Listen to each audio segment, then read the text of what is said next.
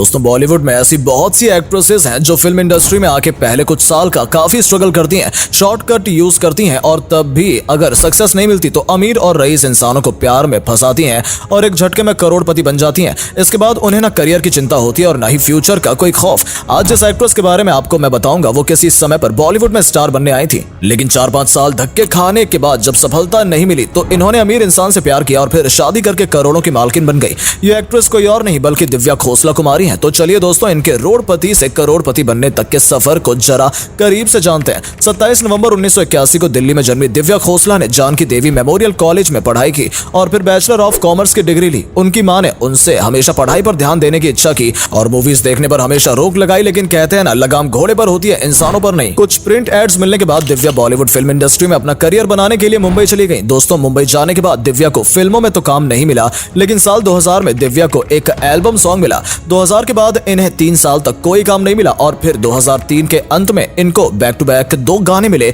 जो कि थोड़े बहुत चले भी थे। इसके बाद 2004 में दिव्या की मुलाकात भूषण कुमार से हुई और यहीं से दिव्या के करियर की असली शुरुआत हुई।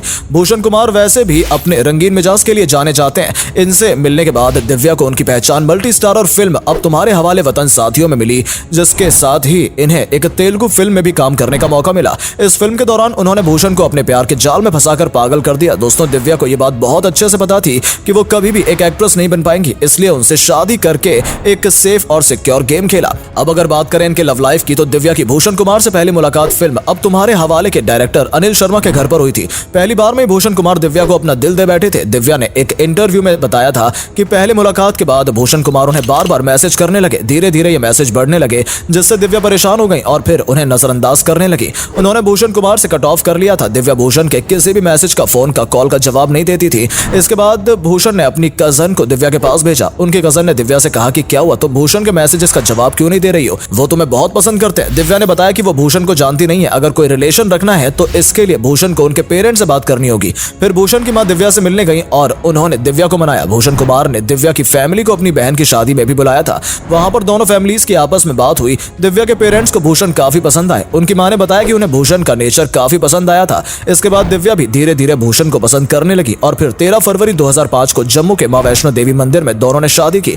इसके बाद 2011 में दिव्या ने अपने बेटे रूहान को जन्म दिया। शादी के बाद दिव्या ने एक्टिंग करियर छोड़ दिया और प्रोड्यूसर, सिंगर और डायरेक्टर बन गई। दोस्तों ये अब कुछ तो उन्होंने बताया, लेकिन हुआ सब कुछ इसका उल्टा ही था। शादी के बाद दिव्या एक मशहूर सेलिब्रिटी बन गई क्योंकि अब वो बॉलीवुड की सबसे बड़ी कंपनी के मालिक की वाइफ बन चुकी थी। शादी के बाद साल 2014 में वो कंपनी का काम देखती रही और 2014 में ही उसने यारियां फिल्म में एक डायरेक्टर के रूप में अपना करियर शुरू कर दिया। इसके बेस्ड एज अ प्रोड्यूसर 2015 में रॉ बनाई और 2016 में फिर से डायरेक्टर बनकर सनम रे बनाई। डायरेक्टर बनकर 2 फिल्म में और प्रोड्यूसर बनकर इन्होंने 6 या 7 फिल्में बनाई, पर अफसोस कि इनकी बनाई सारी फिल्में फ्लॉप साबित हुई। इसके अलावा उन्होंने कुछ गाने कोरियोग्राफ भी किए। मतलब घर की प्रोडक्शन कंपनी है तो जहां मर्जी अपना नाम लिखवा दो और जो मर्जी वो प्रोडक्शन सेट कर दो। दोस्तों इतना करने के बाद इनको एक्टिंग का कीड़ा फिर से काटा और घर की फिल्म सत्यमेव जयते 2 में एक्टिंग भी कर डाली। दिव्या का हाल बिल्कुल यही, सोया भय कोतवाला तो डर काहे का। काम को देखते हुए अगर इनके अवार्ड की बात करें, उसे देख वो पाकिस्तान के आर्मी जनरल शर्माचा है। जी हाँ, उनकी वर्दी में इतने मेडल लटके हैं मानो कि रोज वो कोई ना कोई जंग जीत कर आते हैं